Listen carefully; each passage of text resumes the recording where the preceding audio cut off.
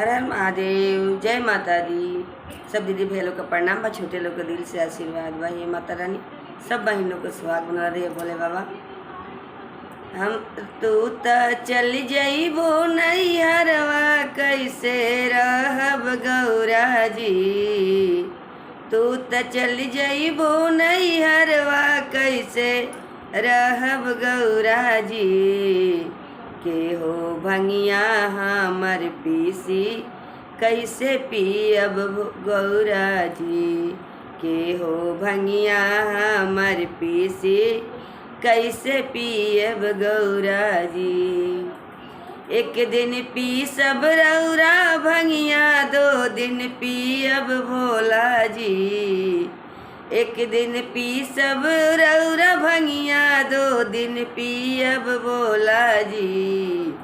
हम त जातानी नैहरवा रौरा रही भोला जी।